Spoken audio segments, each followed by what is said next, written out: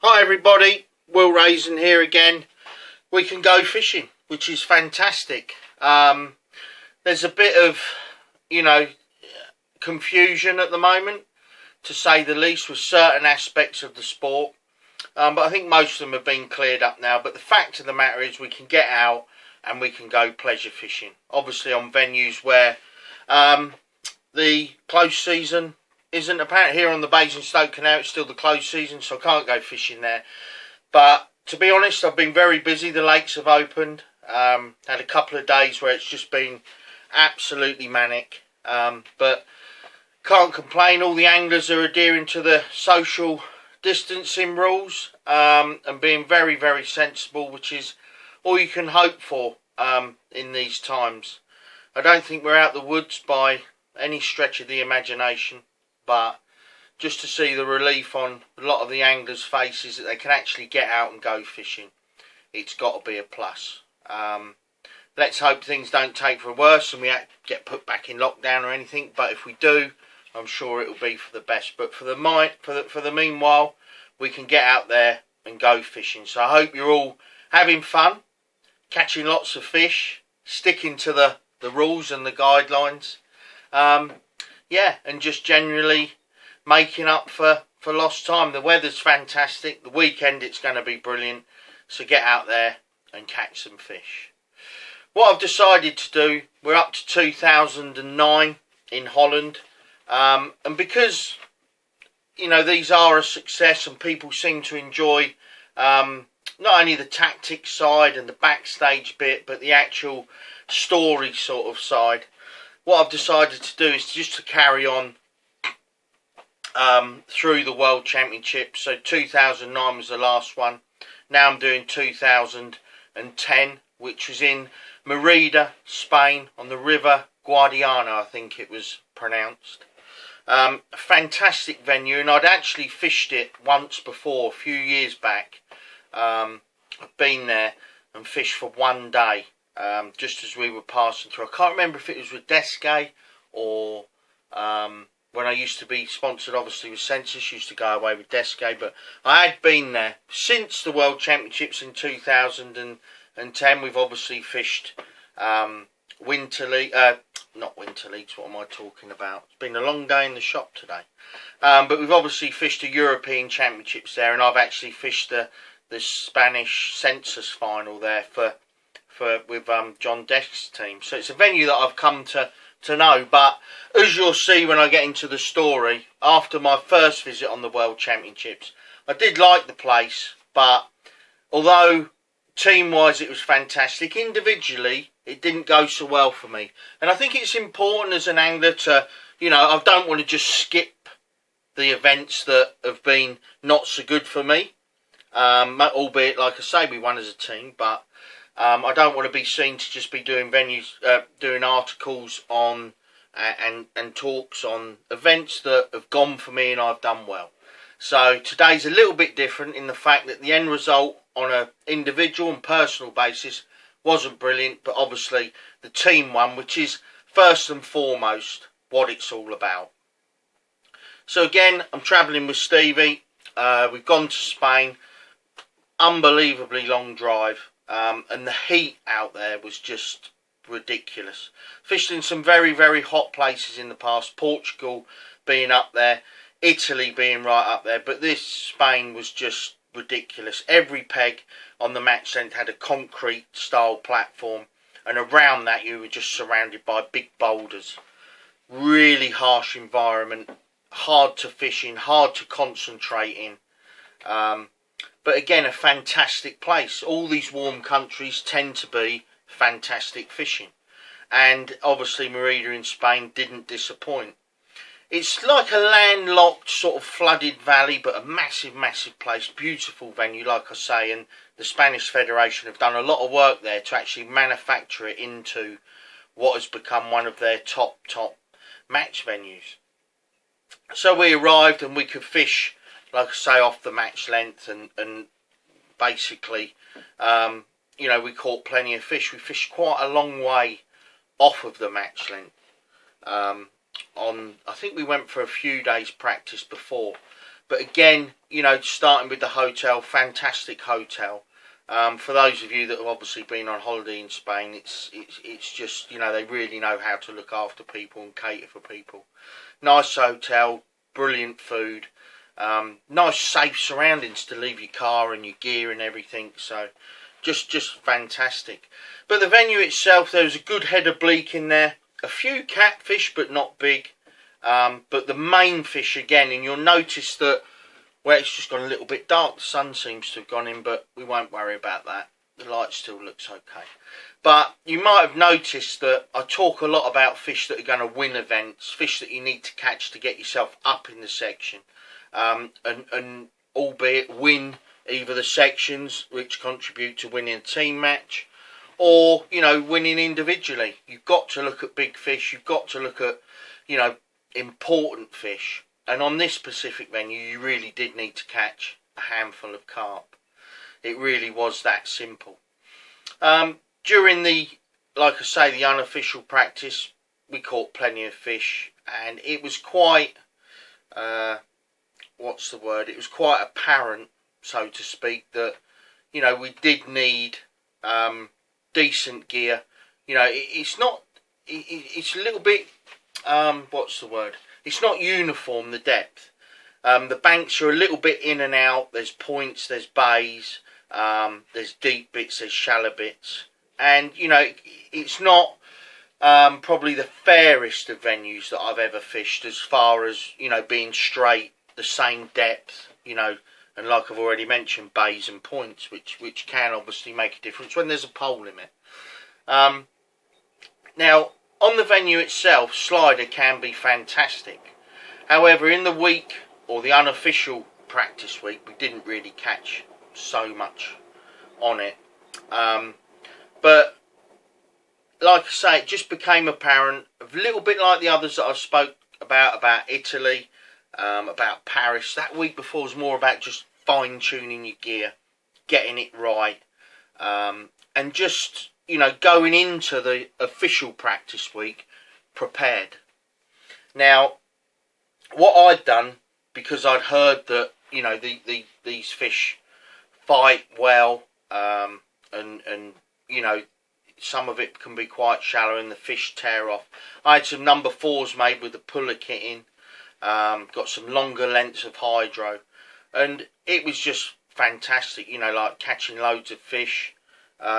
And really felt like this was going to be another venue, bearing in mind again we're coming off the back of some brilliant results, not just individually but team wise. Absolutely fantastic. We'd had one little dodgy year as far as the team was concerned the year before, but we were still so close to winning in Holland. You know, 3 or 4 points here and there and we'd have won again, and the fantastic run would have continued. So we're in Spain, all brimming full of confidence. The team, again, it's me and Stevie travelling together, Stuart and Alan, and Des and Sean. All very well versed at catching bleak, catching fish on a slider, catching catfish, and also catching decent fish on the pole. As far as the practice week went, again, it was a little bit of, let's just suck it and see what happens, you know, a case of putting bait in and waiting for the fish to come. And I can remember 2 or 3 of the days, you know, like it being a little bit slow. And again, you've got the voice of sort of wisdom, Stevie, there saying, it'll get better, it'll get better. And to be fair, it did. There was obviously a few end pegs. It's not, like I say, it's not section join to section, join to section, join to section. One of the sections is completely on its own. And there are little gaps and end pegs, and there's 2 big sewage pipes that come in, and obviously the pegs there are a little bit further apart. But all in all, fantastic venue, lots and lots of fish. Like I say, I've since been back there and there's even more fish. And I know that they have various events there through the year, and like I say, I've even fished a census final there, a Spanish one albeit, but fantastic match and lots of fish. That was later in the year and the fishing was a little bit more difficult. So we went into the official practice week, you know, thinking to ourselves, well, you know, like we've got the gear sorted, we know roughly what we're going to do. So it was really a case of just seeing what the venue was going to be like from maybe the Wednesday onwards. How many of these carp were going to come in?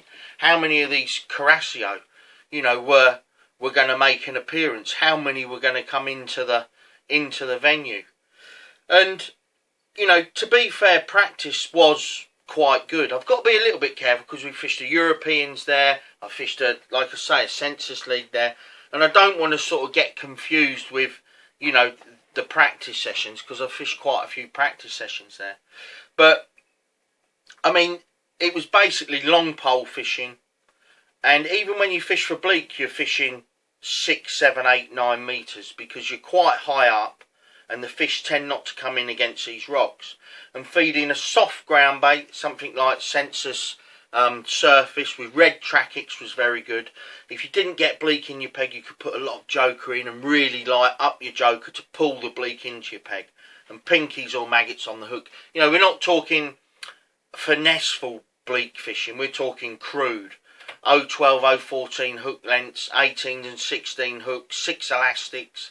You know, they were big bleak, and there was a lot of them there at times. You know, you could catch like 5, 6, 7 kilos of them at times, but we also knew that in the match a lot of people were going to be targeting these. And whereas not many people might be fishing a slider or a long pole correctly, but a lot of these countries are very well versed at fishing for bleak. So we sort of thought, well, maybe, you know, there could be a few less.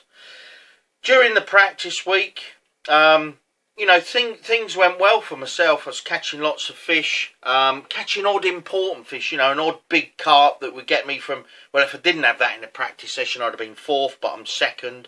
Or, you know, 2 big carp late on, if I didn't have those.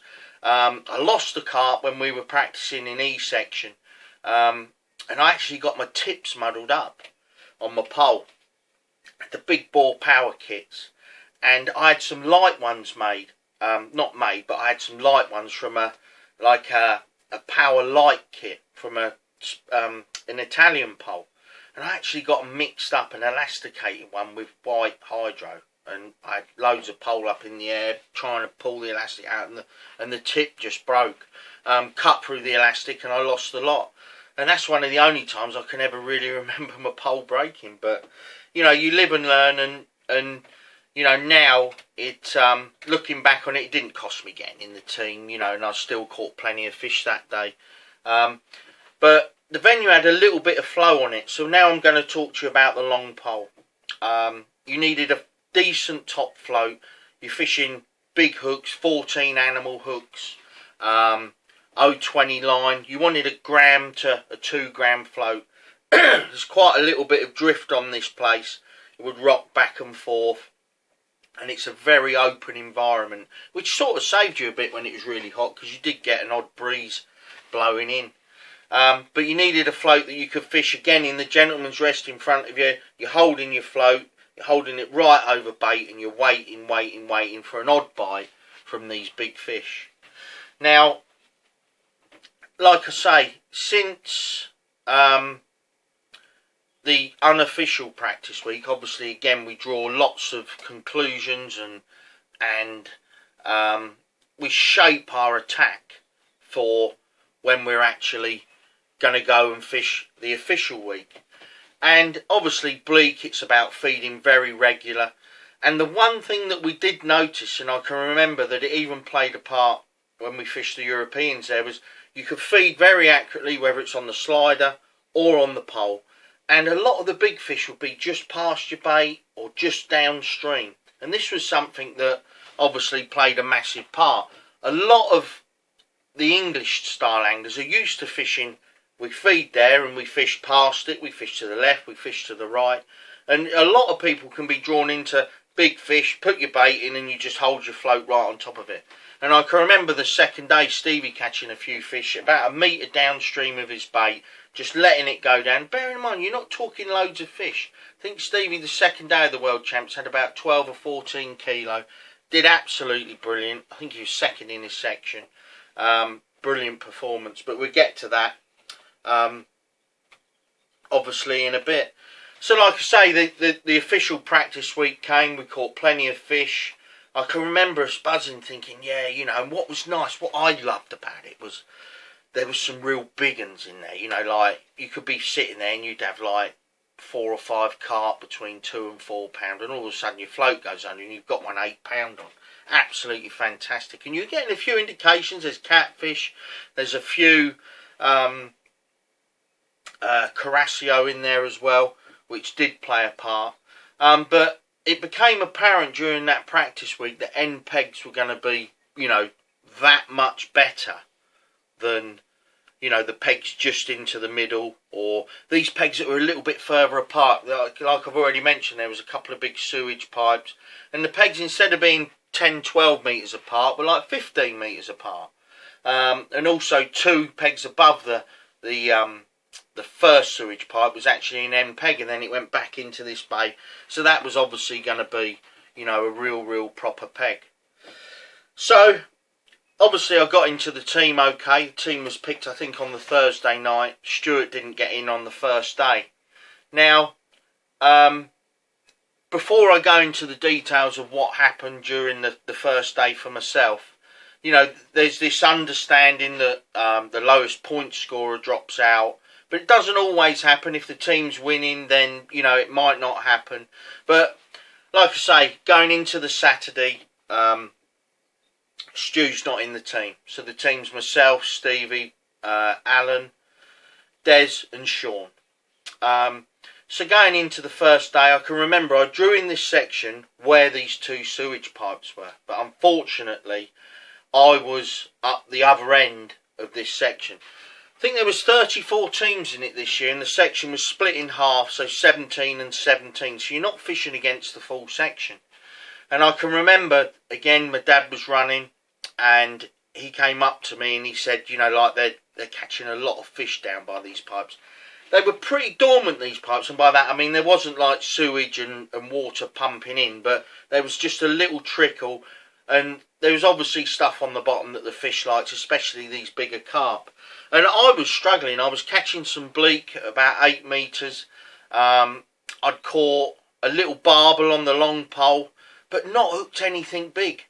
And I can remember thinking to myself, well, nobody's catching anything around me.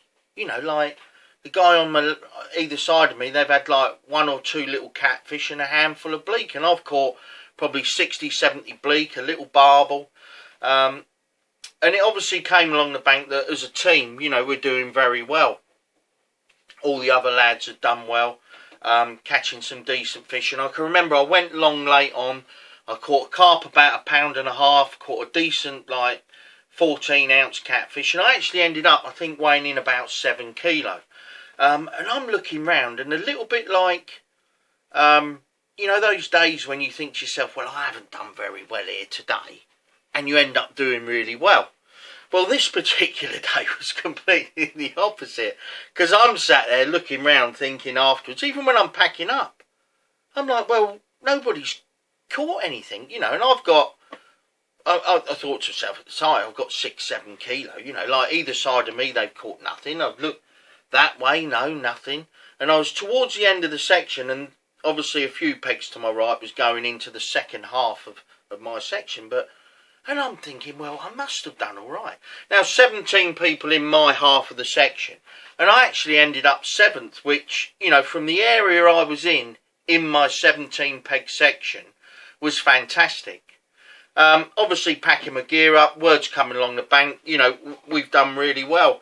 The first day, Alan was 3rd, Sean was 4th, I think Stevie was 4th, Des was 3rd, and I was 7th. So fantastic, you know, we're right up there, you know, we're sort of, you know, brimming full of confidence. And I've got to be honest, I never once thought, well, I'm not going to be fishing tomorrow. I just thought, well, I've done from the wrong end of my section. You know, the guy on my right, I think, was 2nd to last. The guy on my left was in the bottom 4 or 5. And I'm thinking, well, you know, like I've done a real nice job from a bad bit of the section. And like 1st, 2nd, 3rd and 4th was up the other end of the section. Obviously, I'm returning to the hotel. Mark Addy's come up to me, and I've got so much respect for Mark Addy and Mark Downs. And they actually came up to me and said, look, you're not fishing tomorrow, Stu's in. And I was just like, whoa, you know. And it was a bit of a reality check. It was a bit of a shock. And at the time, you know, I make no bones about it. I'm a very, very honest person. And I was angry. I was like, hang on a minute. You know, I've been at the wrong end of my section. I've still come 7th. All the other lads have done all right. Yeah, fair enough. But they've, you know, some of them have drawn well. Some of them have been beat off the next peg. And I've, you know, but being a team angler and a team player and being involved, and also, like I say, having the utmost respect for the managers, it was head down and I was going to be running Stevie's section the second day. Now, to say I slept well that night, I struggled to sleep when I'm fishing the next day. But I was just like numb. You know, and I was like, well, what could I have done to be fishing tomorrow? And I needed to catch like another 4 or 5 kilo, and it just wasn't going to happen. But I think it's one of those times, and apart from the first year where I declined to fish when I actually went to Portugal on the European Championships, that's the only time, touch wood, there you go, touch wood, so hopefully it won't happen again, but that's the only time I've not fished, whether the first or the second day. And I'll be honest, it still hurts now. I pride myself on how I do. I pride myself on being consistent. And to not fish the second day was, you know, a hard knock to take. But obviously, that's enough about myself. It's not an individual match at the end of the day. It's a team match, and I'm not just trying to say the right thing when I say I'd rather win it as a team than individually. Because the truth of the matter is, I would rather win it as a team than individually. And the second day is probably the most easiest day I've ever had whilst being involved with the England team. I'm running for Stevie. You know, people say that Stevie's the best angler never to have won the World Championships. And, you know, I never like to use that expression because I personally, I don't mark anglers on the big matches they've won. You know, people might say that Stevie's one of the best anglers never to have won the World Championships. And I just say he's one of the very best anglers, full stop. You know, he's won every single thing else.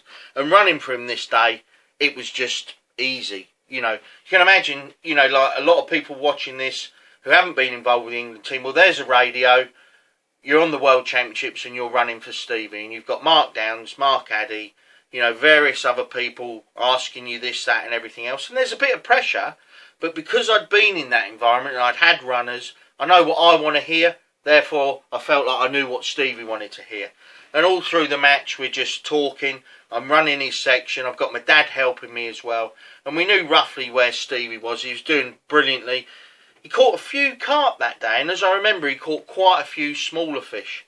But did absolutely fantastic. He actually finished second in his section. A fantastic result. And again, you know, like it came along the bank that we were doing well. Also, the Italians were doing very well, and they'd done well the first day.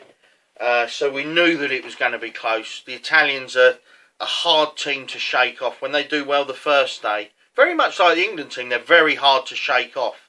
You know, if you're going to do bad, normally you have bad first day and then you do all right the second day. And teams like Italy and like that, when they do really well the first day, they're very, very hard to shake off, and we knew this. But like I say, Des, I think Des was end peg or second to end peg. He caught a load of catfish, fished a real nice match. Despite losing his pole, I think in the middle of the match, something broke or something happened, but he still managed to come third in his section, put in a blinding result, coupled with Stevie's second.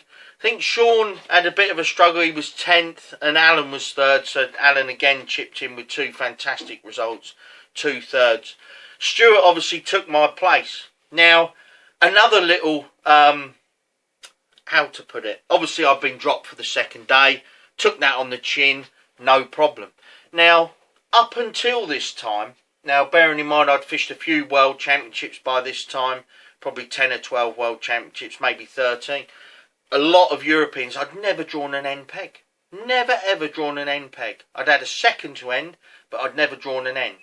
And at the draw on the Sunday morning, Stuart's obviously taken my place. love Stuart to pieces, and if anyone's ever got to take my place, you know, to fish for me, Stuart is one of the guys I would pick. Trust him with my life, and is, you know, the talent that angler's got is just immense. It's frightening. So when they came out and said, "Oh, Stu, you're on A1," I'm like, just get a lump of wood and whack me round the head with it. You may as well, because that's just another kick, so to speak. But you know, Stuart made no mistakes, as we all knew. Put his section out of sight and won his section. And obviously, we then went on to win the World Championships with 40 points. But little fish were very important. I remember Alan the second day, he hooked a great big carp late on, and I think he netted it with about 5 or 10 minutes to go, and it was a proper fish. And this actually got him 4 or 5 points, and we beat the Italians by 2.5 points. So it just goes to show, a bit like Alan's roach on the Seine. Without it, we wouldn't have got a medal. With it, we win the World Championships. You know, it really is fine lines in match fishing. 1 or 2 fish here, 1 fish there, 1 lost fish here can make masses and masses of difference. And I think what you've seen so far on these talks is it's very, very rare that teams run away with things when you get to international style fishing. It's very close. A point here, a point there, half a point sometimes. 2.5 points we beat the Italians by. And when you think 1 6 or 7 pound fish, and there's a lot of them in the venue, can make a difference sometimes of 5 to 6 points. But what a fantastic week. And the picture you can see behind me here in my tackle room, Brian Gay actually did that one for me. That is a print of the team, and that just goes to show what a unit we actually had.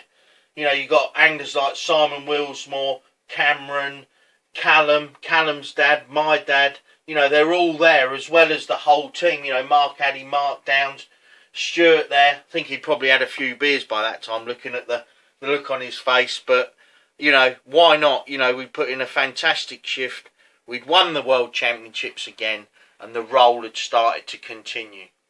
Individually, we didn't do that well. Guy from Luxembourg won it. But anglers like Alan, who had 2/3. I think Des had... what did Des have? I think Des had 2/3. Alan had 2/3. Stevie had a 2nd and a 3rd. Or a 2nd and a 4th. You know, it was real good average point scores. Obviously, Sean struggled the second day, and I didn't do so well the first day. But it's about, you know, and that just, you know, for any young anglers that are watching, that's the important thing. When you're involved with a team, you know, it's about how you do from, you know, a bad area. You know, I can remember the first day of that match, you know, 10 ounces less, and I've got 3 points more, and we haven't won. So I've done my part. You know, okay, I didn't fish the second day, and the other lads have you know, led from the front and just you know, fished fantastic. But every little bit helps, and it's quite often the anglers that are on the pegs that aren't so good that are either going to win it or lose it for you. But a brilliant event. A little bit of a hot one, to be fair, and a long drive, but well worth it. Like I say, Italy was second with 42.5 points. And Holland were actually 3rd with 51. So it was quite a bit of a tight ding-dong between England and Italy. But a fantastic result. Like I say, I'm going to keep these talks going. I want to take a second as well just to thank everyone for their kind comments. I've had messages from people that are in the crowds behind me on certain matches that helped me carry my gear to my peg, that spoke to me afterwards. I've even had one guy ping me over a photo that was taken after the World Championships, and he said it was good to watch and everything else. I've had, honestly, pictures that I never knew were taken from, like, Italy. Got a fantastic one of the steward, Stephen McCaveney, who works for Daiwa, was steward next to Stevie on the second day, and he's taken some pictures of Stevie. And some of them, the action shots, I've got to get them to Stevie, because the action shots are absolutely fantastic. His pole bent right over as he's leaning forward to net this nice big carp. Absolutely fantastic. So thank you all very much for your kind comments. I'm glad you're enjoying these. I'm really enjoying doing them, and I'm just going to carry on now into the next year and keep these going. Try and get them to you by every Friday. But I just want to end. Obviously, I've finished on the information book that I keep. But I think it's fitting today just to end with, you know, get out there fishing, bearing in mind the social distancing. Just be sensible and let's enjoy it. And let's keep, you know, being able to go fishing by adhering to all the government guidelines.